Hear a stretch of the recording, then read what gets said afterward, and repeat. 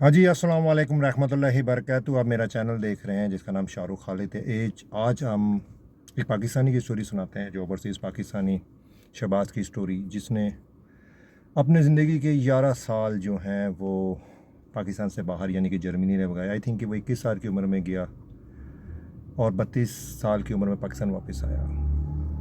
11 साल वो जर्मनी में रहा, पढ़ता भी रहा, मेहनत करता रहा और वो सारा का सारा अपना पैसा पाकिस्तान में भेजता रहा शहबाज।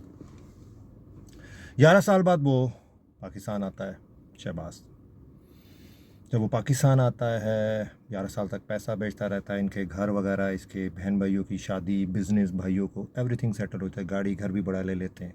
जब पाकिस्तान आता है तो देखता है उसके माँ बाप का, उसके बहन भाइयों का बिहेवियर चेंज है। वो दरगुजर करता है, वो छोड़ के आता है, कहता है मैंने नहीं जाना जर्मनी, मैंने 11 साल बड़ी मेहनत की, अब यहाँ बैठ के आराम से सुकून से खाऊंगा, कुछ ना कुछ करूँगा, बिजनेस करूँगा, मैंने इतना पैसा कमाया। लेकिन 11 साल बाद जब पाकिस्तान आता है, उसके माँ बाप का या उसके बहन भाइयों का बिहेवियर यानी कि चेंज था उसके उसके लिए। सरप्राइज़ था, 11 साल बाद पाकिस्तान आया। फिर वो शादी कर लेता है। अब जब वो शादी करता है तो उसके बाप का या माँ का या उसका बिहेवियर जो था उसके साथ और छोटा चेंज हो गया।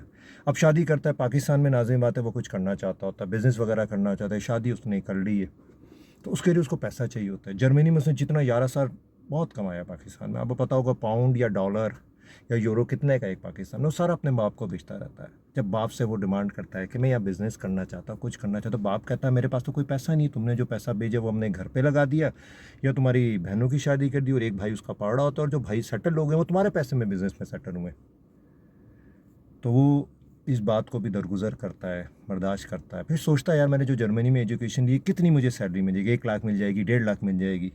वो कोशिश करता है, उसकी बीवी भी अच्छी होती है, वो कोशिश करता है। फिर उसकी बीवी उसको बताती है कि जब तुम घर पे नहीं होती तो इनका टोटल बिहेवियर मेरे साथ अच्छा नहीं होता, सास ससुर का। तो उसका फिर गुजारा नहीं हो रहा होता वो, तो वो अपने बाप से बात करता है। आई थिंक कि शादी के 6 महीने बाद या साल बाद बाप से बात करता है कि ये जो घर का हिस्सा है ना, इसमें से आप मुझे पैसे दे दें, क्योंकि ये घर भी मैंने बनाया है।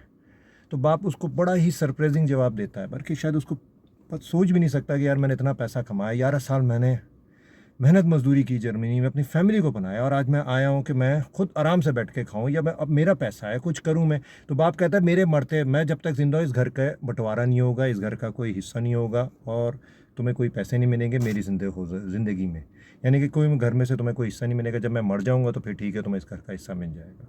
वो घर जो इसने अपनी पैसे से बनवाया, एक जायदाद, गाड़ी वाड़ी, सब इसके भाइयों के नाम या बाप के नाम। जब उसके माँ बाप का बिहेवियर उसके साथ ज़्यादा ख़राब होता है या उसकी बीवी के साथ, तो फिर वो घर छोड़ देता है, घर छोड़ता है। उसकी बीवी अच्छी दिखाई है शहबाज की, वो उसका साथ देती है, खड़ी रहती है, स्टैंड लेती है, बीवी भी उसकी तो पढ़ी लिखी होती है। तो फिर वो इतने पैसे अरेंज करता है कि वापस वो है दोबारा जर्मनी चला जाए, और वो एक नियत करता है कि मैं अब जर्मनी जाऊंगा, एक फूटी कौड़ी भी जो है अपने माँ बाप को और अपने बहन भाइयों को नहीं भेजूंगा, क्योंकि मैंने इनको बनाया। जब मैं आया मेरा मुश्किल वक्त था, मैं अपने पैसे की डिमांड करता रहा, इन्होंने मुझे कुछ नहीं दिया, मेरी मदद भी नहीं की, और उल्टा उनका बिहेवियर भी मेरे साथ अच्छा नहीं था। मेहनत करता है, बीवी कहीं से पैसे अरेंज करती है, जेवर वगैरह कुछ बेच के वो जर्मनी चला जाता है, क्योंकि वो 11 साल जर्मनी रहा होता है, उसको जाना मसला नहीं होता। 11 साल जर्मनी रह के वहाँ की नेशनलिटी के लिए या ग्रीन पासपोर्ट की कोशिश करता है, और उसके 6 महीने बाद वो अपनी बीवी को बुला लेता है, और अब उसके पास एक बेटा भी है। तो अब वो सोचता है यार मैंने इतनी मेहनत की अपने माँ बाप के लिए, माँ बाप का को हक है माँ बाप को पैसा देना, बहन भाइयों के लिए, लेकिन जो बेचारा इतनी मेहनत करे उसका क्या हक है, वो तो हक आप खा गए। फिर वो सोचता है यार अब तो मेरा बच्चा भी है, बीवी भी, अब वो पैसा कमाता है अपने बीवी और बच्चों के लिए। अब जर्मनी में है इस टाइम पे शहबाज, और वहाँ पे कुछ ना कुछ कर रहा है, स्ट्रगल कर रहा है, जो भी है, लेकिन वो पैसा दोबारा कमा रहा है। 11 साल जो उसने मेहनत की उसको अल्लाह ताला सिला देगा, लेकिन उसको कुछ नहीं दिया। उसके माँ बाप ने, बहन भाइयों का बिहेवियर टोटल चेंज हो गया, नज़रें फेर ली।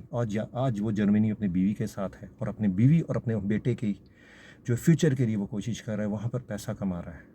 तो इस स्टोरी का मकसद सिर्फ इतना है मेरे भाई, यहाँ ओवरसीज़ पाकिस्तानी जो अपनी ज़िंदगी लगा देते हैं वहाँ पे अपने फैमिली को बनाने के, बहनों की शादी करना, भाइयों की रिस्पॉन्सिबिलिटी, जब वो पाकिस्तान आते हैं तो उनके साथ ज़्यादातर जो है वो ज़लालत होती है कि वो पैसा होता है ना, प्रॉपर्टी उनके नाम पे नहीं होती, घर उनके नाम पे नहीं, गाड़ी उनके, कुछ भी उनके नाम पे नहीं होता। जब आते हैं तो आंखें भी बहन भाइयों की चाहिए, तो भाई ये तो मेरे नाम पे है, और अगर वो अपना हिस्सा मांगता है तो आंखें फेर लेते, तो तुम्हारा क्या ताल्लुक, ये हमारे नाम पे हमारा पैसा है।